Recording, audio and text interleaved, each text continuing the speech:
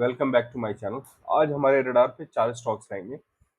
एक stock buying के लिए, बाकी 3 स्टॉक सेलिंग के लिए रहेगा। सबसे पहला है एबीबी। एबीबी हम बाइंग के लिए करेंगे। तो यहाँ पे अगर देखेंगे तो ये 200 डेमा से नीचे स्लिप किया था और यहाँ से वापस वापस बाउंस बैक किया है। 4 सेशंस में ये कंटिन्यूअसली इस पैटर्न जगह पे कंसोलिडेट हो रहा था। एक बार इसका एनालिसिस हम ऑप्शन चेन के थ्रू भी करते हैं। तो 7200 पे अगर देखेंगे जो कि एट द मनी है, यहाँ पे जो शॉर्ट कवरिंग, काफी शॉर्ट कवरिंग हुआ है। और अगर आप देखेंगे तो कंटिन्यूसली ये शॉर्ट कवरिंग हुआ है, साथ में प्राइस भी इंक्रीज हुआ है, जो कि एक बुलिशनेस को शो करता है। और पुट साइड की तरफ में अगर आप ऑप्शन चेन देखेंगे तो यहाँ पे भी जो मिक्स है और एलटीपी में गिरावट आया है, तो जो कि बुलिशनेस को कंफर्म करता है।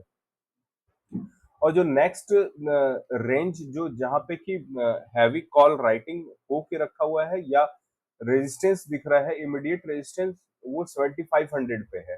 तो यहाँ पे मेरी खरीदारी की राय होगी। यहाँ पे जो हमारा खरीदारी का रेंज होगा वो 7200 से 7250 के बीच का रहेगा। टारगेट फर्स्ट रहेगा इसका 7500। अगर ये सस्टेन करता है उसके ऊपर, 7500 के ऊपर सस्टेन करता है फॉर 1 आवर के कैंडल में, तो हम आगे अपना ट्रेल ट्रेल कर सकते हैं स्टॉप लॉस को। और 7700 के टारगेट के लिए हम लोग आगे मूव कर सकते हैं। स्टॉप लॉस रहेगा इसका 6950 का। क्योंकि ये एफएनओ में आता है, तो हम लोग इसमें एट द मनी का ऑप्शन या फ्यूचर में भी हम लोग खरीदारी कर सकते हैं। सेकेंड स्टॉक है हमारा बजाज ऑटो। बजाज ऑटो में अगर देखेंगे तो एक ये हमारा सपोर्ट के आसपास में कंसोलिडेट हो रहा है। बट जो कंसोलिडेशन है, अगर हम छोटे टाइम फ्रेम में इसको देखें तो ये 15 मिनट्स में हम देखते हैं इसको। तो 15 मिनट्स में अगर आप ये वाला कैंडल देखेंगे जो इनडिसीजन कैंडल है, यहाँ पे कहीं ना कहीं कैंडल का स्प्रेड बहुत छोटा है, जबकि वॉल्यूम जो है वो बाकी कैंडल से थोड़ा ज्यादा है। जिसका मतलब कि एक डाइवर्जेंस है जो कहीं ना कहीं बेरिशनेस शो कर रहा है। और इसके बाद हम आते हैं ऑप्शन चेन में।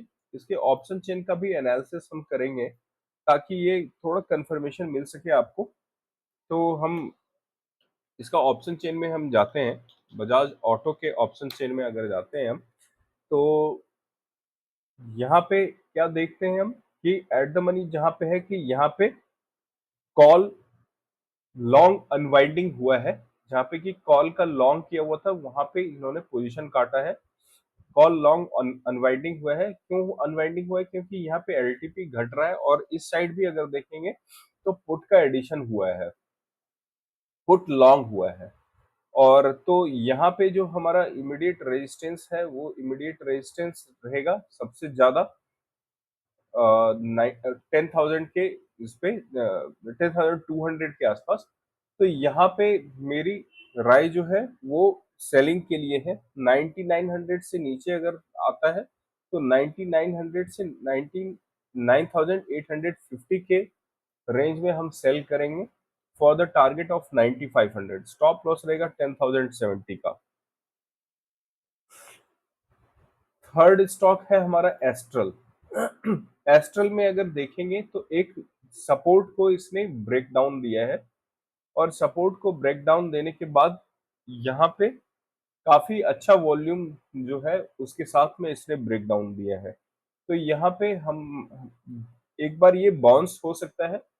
और अगर बाउंस होगा तो ये वापस एक जो 1730 के आसपास इसका काफी बड़ा रेजिस्टेंस है। मैं ऑप्शन चेंज से भी आपको ये शो करता हूँ।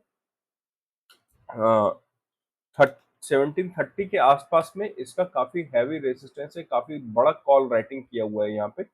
यहाँ पे देखेंगे यार, तो आप 1740 के आसपास में हैवी कॉल, 1760 के आसपास में हैवी कॉल राइटिंग किया हुआ है।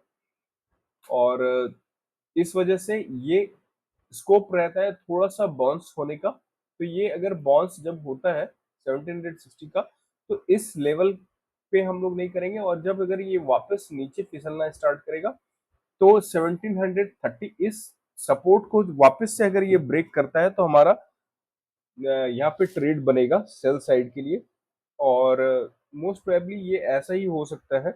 तो यहाँ पे हमारा जो सेलिंग रेंज होगा 1730 से 1710 के बीच में, टारगेट रहेगा 1645 का फर्स्ट टारगेट, और सेकंड टारगेट 1600 का रहेगा। स्टॉप लॉस रहेगा इसका 1800।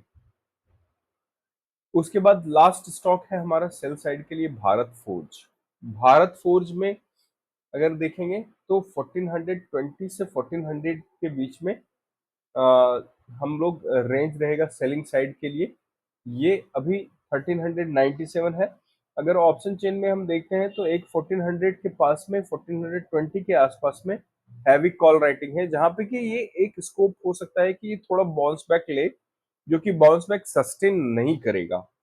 अ, अभी के डाटा से के हिसाब से मैं कह रहा हूँ, यहाँ पे 1400 के आसपास में हैवी कॉल राइटिंग हुआ है, तो 1400 या 1420 तक जा सकता है। 1420 से एक बार बाउंस बैक होने के बाद में ये अगर सस्टेन नहीं करता है तो यहाँ पे देखें 200 डेमा जो है इसका 1420 है, तो ये बाउंस बैक होगा और उसके बाद रेजिस्टेंस मिलने से ये हो सकता है कि नीचे फिसले। तो यहाँ पे हमारा जो सेलिंग रेंज रहेगा 1420 से 1400 के बीच का रहेगा फॉर द टारगेट ऑफ 1325, और स्टॉप लॉस रहेगा इसका 1455। तो आप कमेंट करके बताएं कि आपको कौन सा ट्रेड अच्छा लगा, इसमें से कौन सा स्टॉक है बाइंग की तरफ या सेलिंग की तरफ आप जाना प्रेफर करेंगे। आप लाइक करें, सब्सक्राइब करें, और अगर आप पहली बार आए हैं तो बेल बटन में हिट करना ना भूलें, ताकि इस तरह के डिटेल्ड एनालिसिस को आप मिस ना कर सकें।